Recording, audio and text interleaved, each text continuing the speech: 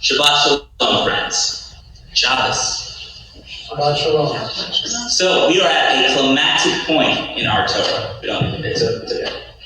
We're at a climactic point in our Torah.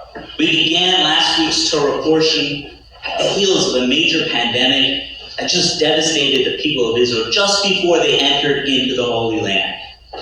And only through extreme measures and after separating ourselves and isolating ourselves from our loved ones and our neighbors did we overcome this terrible plague, this tragedy.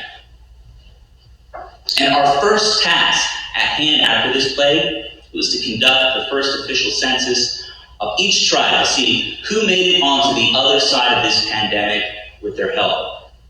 And then Moses continued to appoint Joshua to succeed him in leading the people of Israel into the promised land. The description of last week's Torah portion is perfectly metaphoric for the time and place we were standing in this room just a week ago. Rabbi Schwartz was bestowing upon me the rights of leadership of our community, just as Moses did to Joshua in our blessed history. And our first census, it was last week, and we counted mothers, fathers, brothers, sisters, members of our congregation. There was 120 people in this room, and an additional 80 that appeared for our virtual service. That's a total of 200 in attendance. But one final piece needs to be dissected, and that's in this week's Torah portion. That's Parshat Matot-Massei. And it perfectly bookends our book of Numbers and also our metaphor that we began last week. Parshat Matot-Massei begins at this heightened state of suspense that we were left off at. And the people of Israel, they're literally standing at the gates of the promised land. And now, we've endured a plague, and we stand at an encampment just on the banks of the Jordan River. And we're overlooking the land of milk and honey. There's 42 encampments that are listed in this week's Torah portion that are along the Jordan River, which separates Israel from Jordan, from us and the wilderness. And we are ready and prepared to enter into the Holy Land. And we are expecting hostility, the hostility that we will face from our neighbors. And as each of the tribes, they are sharpening their tools. In one hand, they have their knives and swords, and in the other, they have their plowshares. The tribes of Reuben, Gad, and half of the tribe of Manasseh, they go before Moses one final time for guidance, before Moses completely hands off the reins to Joshua, his successor. 3 tribes. They're standing, and they're looking around them. And they're not enamored by the vision of the land out in the distance. And instead, they've fallen in love with the encampment site that's overlooking Israel. They've fallen in love with the land outside of Israel. You see, this makes sense. So the tribes of Reuben, Gad, and Manasseh, Scott speaking, they were pastoral herders of goat and cattle. And the land of the Jordan, it was perfect for cattle raising and for tending the livestock. Not so much today, though. And we're talking about a significant statistic. We're talking about 19% of the total population of the Israelites for this time. And they desired to live on a patch of land that was about 20% the size of the land that they'd been promised by God.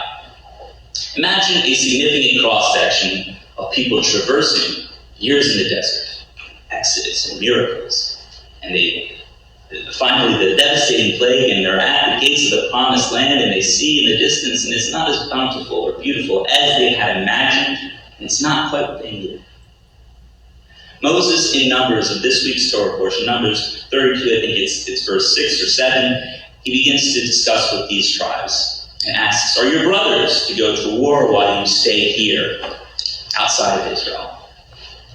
And Moses and the reluctant tribes, they reach an agreement. The tribes of Gad, Manasseh, and Reuben, they agree that they will come together and all support the tribes of Israel in their conquest of the promised land. And in exchange, they will tend to their livestock, in the land east of Israel on the river Jordan on the bank.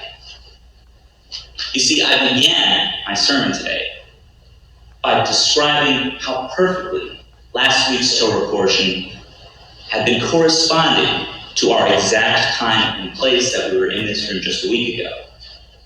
And this week's Torah portion does not fail to continue with the metaphor forward, and it fits perfectly in with our analogy with the end of Numbers, and it completes a full circle. So last week we demonstrated at the temple something impressive, wildly impressive. We counted our tribes of Israel here. We had our first census. We counted 120 present in attendance at the installation, and we have just about the same now for the retirement party. Yet something else equally impressive and unexpected happened. More than 80, it was 85 people exactly showed up for live streaming services. And in the audience were people from mostly Georgia, but there was also some people from New York, there was some people from Ohio, Alabama, we had North Carolina as well, and Florida. Yeah. And internationally, we had two people join us, one from Israel and the other from England. These were classmates of mine in college. And I did the math because I like numbers, not just the book that we're in, but also the arithmetic. And actually 60% of those who were attending the virtual service were women, 40% were actually men.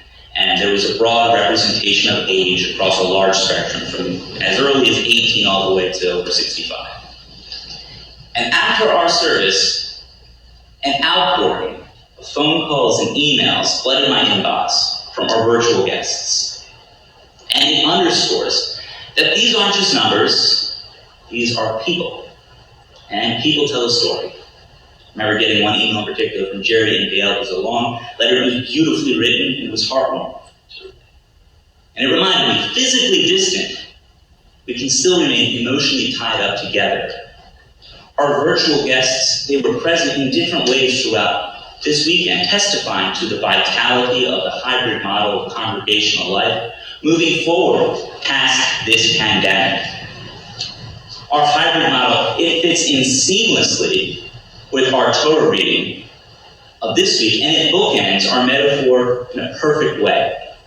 Imagine again, in our Torah reading, the tribes of Reuben, Gad, Manasseh, they found something in the wilderness that was worth keeping. The thought of throwing it away was undesirable to them.